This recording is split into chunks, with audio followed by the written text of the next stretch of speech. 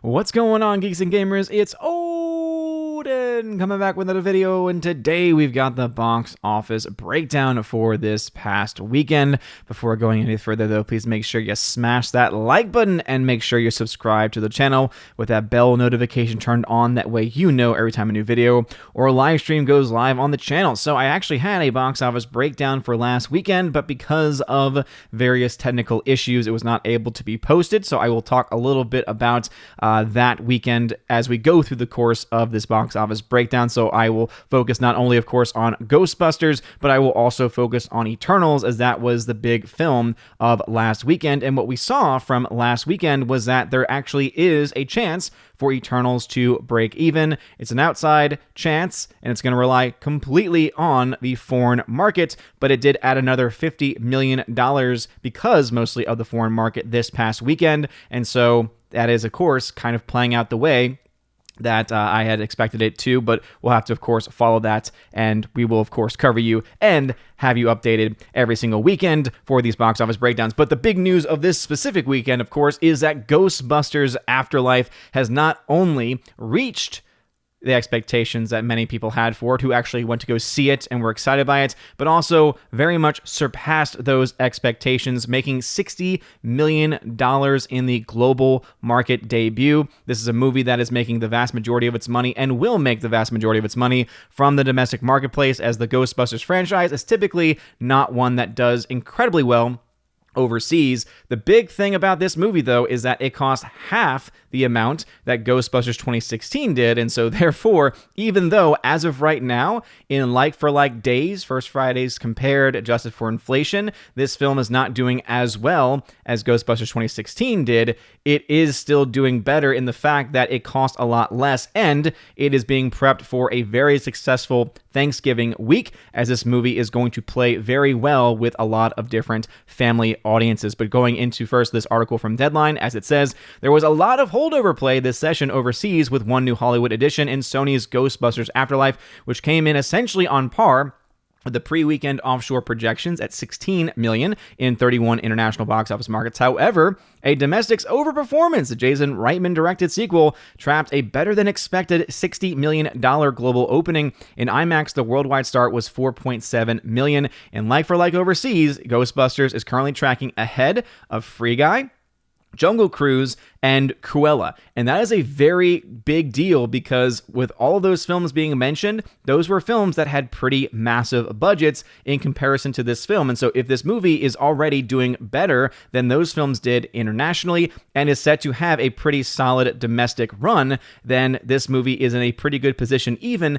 after its opening weekend to break even and also to make some profit. Sony, of course, has done pretty well so far this year as far as having films that do relatively well, whereas places like Warner Brothers, because of its HBO Max model, and Disney because of its Disney Plus model, and also just because, Disney just sucks, we, of course, have seen those films and those studios from those films really struggle in a lot of different ways. So going more into the actual numbers themselves, as we can see from the domestic totals here, domestically, we have Ghostbusters Afterlife coming in at $44 million at over 4,000 screens. So even though that is definitely not the strongest per theater number that we have seen so far this year, it does set up for a successful, what is likely to be a successful week ahead, especially with Thanksgiving coming up. And they're really going to try and hammer hard marketing, I am imagining, during this time period to try and drive families to go see this movie. And obviously being available in the vast majority of theaters, and also not being that long of a film as well, being closer to 2 hours, means more showtimes, more accessibility, which in general means more opportunities to make money, more opportunities to make some profits. And so that is what they are hoping for this coming week. So even though, as I said, it's falling right now behind where Ghostbusters 2016 was, I imagine that after this week, I would not be surprised if we see that change just a little bit. Eternals finally dropped to number 2 with a 60% drop in its third week of release, down to $10.8 million. This is a film that's just not going to be that huge when we talk about it domestically.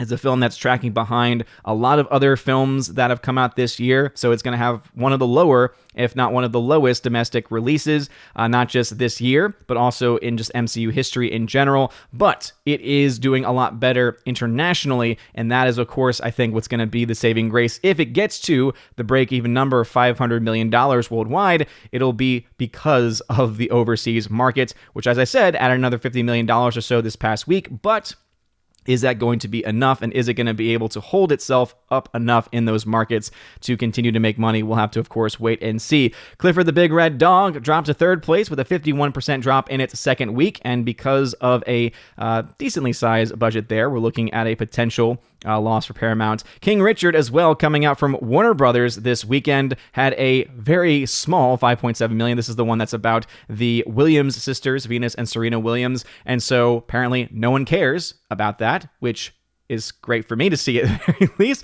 but $5.7 million for its domestic opening. All the while, Dune, in its fifth week of release, had another respectable 45% drop. So again, it's remaining underneath the 50% drop in its weeks after the first couple of weeks. So that is a good, again, strong hold. It's going to cross $100 million probably next weekend, or by the time next weekend's numbers come around. The issue, of course, with Dune is that it's kind of running out of time, and it's running out of theater space availability overseas, as well as it's been out in the overseas market in various big markets for a long time. Dune is really right now not set to reach its break-even point, but it is getting close enough to where 4K Blu-ray sales could actually be a saving grace for that film to be profitable, but not to mention, of course, those other factors that we can never really know exactly how much of an impact it has. For instance, the HBO Max numbers, right? How many new subscribers, how many new people were brought in because of this movie, etc., right? Any other financial dealings. So Dune is getting close to that part where, even though it might be a box office flop still based on just the numbers available, it still has some potential there. And then Venom still continuing to make money as well. Over $200 million domestically. Again, a film I don't think a lot of people thought was going to be that successful. So not anywhere close still to what it was able to do worldwide, internationally in the first film, but it definitely is doing incredibly well domestically this time around. And No Time to Die, of course, is another one that I'll talk about more. So if you want more details about all of those other films, go check out my box office breakdown on my main channel, OMB Reviews, on YouTube and Odyssey, because I will have full breakdowns of all of those various films. But I'm going to focus on Ghostbusters and Eternals for the Geeks Gamers channel here. So as I said, $16 million in its worldwide opening, so a pretty strong start. This film was expected to be worldwide around 40 to 45 million. Even Sony had very small projections, about $25 to $30 million domestically they thought the film was going to do. So it went far beyond that. Then when we had the Saturday update, because of the Friday box office numbers being reported, we saw that they had the projections of around 40.5 million domestically. We see that it's even exceeded that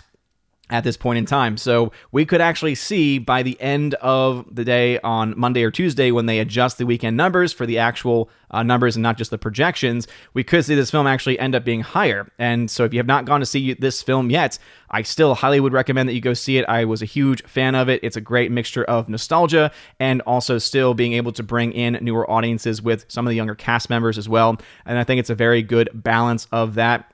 I know that some people would like to have seen a little bit more of the nostalgia parts and less so of the new ones, but when you think about this film and what kind of audiences it's trying to bring in, and the fact that it does want to be able to make some money and some profit, you kind of have to take that from a financial standpoint as to why they made the decisions that they did. But the film itself is a lot of fun, and me and also Michelle from Force of Light Entertainment actually had a great discussion about this, both non-spoiler and spoiler, on the main channel on OMB Reviews last night. It was a lot of fun. So as I was saying before, though, compared to Ghostbusters 2016, when you adjust for inflation, as you can see, Ghostbusters 2016 right now is beating out that film. It ended around 48.7 million in its opening weekend, whereas this film's at 44. Again, this could adjust up, right? This could adjust up, which is why you should go see this film for no other reason than to try and make sure that Afterlife is able to beat 2016 Ghostbusters at least in opening weekend. I am not going to be surprised if over this week, this number continues to rise and grow because of the positive word of mouth, to the point where by the end of its next weekend,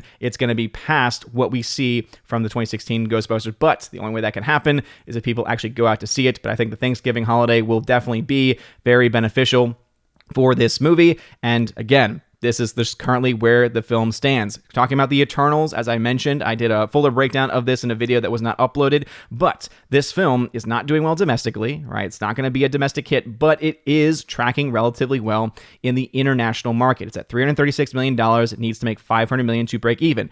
It's, again, not a strong chance for it to reach that point, but it's at least a possibility, and you'll see that in my charting in just a second. But I think it's important for us to kind of see where it is that a lot of this love is coming from, because it's not coming from the domestic marketplace. Again, just going to bring up the 2 other MCU films that have come out this year and show some comparisons here. So at this point, right, it's at $135.8 million domestically. Compare that to where Black Widow and Shang-Chi were. Black Widow was at 154. Shang-Chi was at 176. We all know that Shang-Chi did incredibly well, a lot better than expected domestically. This is a movie that's still very much underperforming. Not just that, but also underperforming against Black Widow, which, remember, was also up against Disney Plus numbers as well.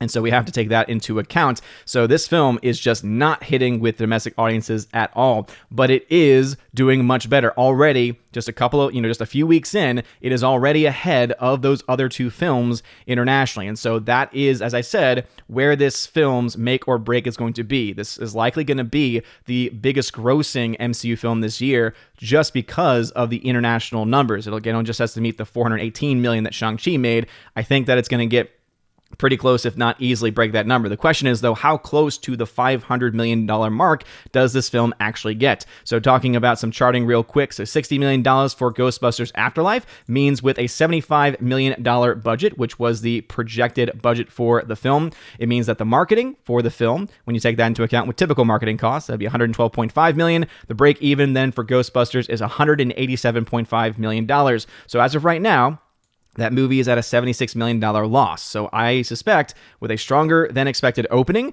and with Thanksgiving coming up, that this film will get very, very close to the break-even number, or at the very least show itself to be on a strong path towards the break-even number by next weekend. But of course, we'll have to wait for those numbers to come in and see what kind of week 1 to week 2 drop-off we're going to see. Though it will be a little bit weird and awkward because, as I said, of the Thanksgiving day going to have an impact on the numbers just overall with the holiday weekend in general. But as I mentioned, also talking just a little bit more about Eternals, right now it's at $336 million internationally. And so the reason why I say that this film could make money is based on the projections from last weekend, right? When it was at $281 million, it meant that the film was going to make anywhere between $401 million and $562 million.